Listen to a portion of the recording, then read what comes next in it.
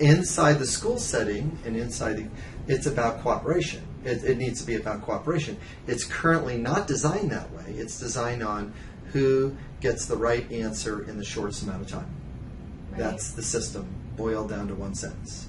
Get the right answer, shortest amount of time. Okay. We are not evaluating your long-term memory or your ability to apply this fact. We just want you to know it, because knowing a fact is really important. No, thinking, I think, is important. I think having an ability to be curious might be a good idea, and ability to be collaborative might be a good idea. Because otherwise, well, you'll get fired at the workplace for not being collaborative. Well, that's all that stuff is getting fostered inside, our competitive school environment.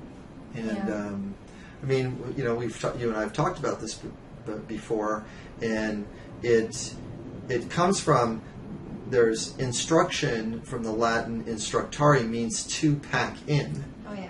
And then education is educare, which means to lead out. Right. Well, we don't have an educational system. We have an instructional system. It's like, how much stuff can I pack into my kid's brain that they can regurgitate on a test so that they can get a good grade, so that they can get into a good college, so that you can take some more tests, and then hopefully you'll find what you're good at the end of all of that. Interesting. I think that you've... Maybe that's why in some classes I don't know what the heck I was learning. What were you there for? Exactly. That's right. It was not grounded to a specific reality. I mean, if you think about three different people in the technology industry,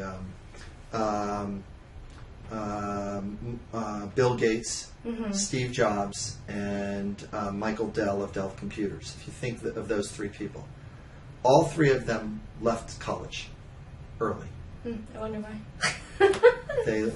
Bill Gates left after freshman year, and joined the emerging market space.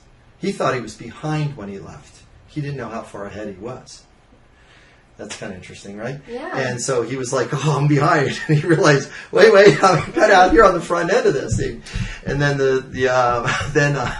I think Michael Dell left after sophomore year. I think he left after. It's just why? Because he saw that he can customize computers in this way, and then Steve Jobs, had some school and some college, but really stayed on the innovation track and stayed on fonts and education market and music and graphic arts, and really to make technology easy for people. And he was more people-centered, and then the other one was a little bit more logical and analytical-centered, and that's why those two market spaces look very differently.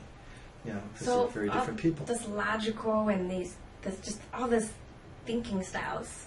Okay, so how do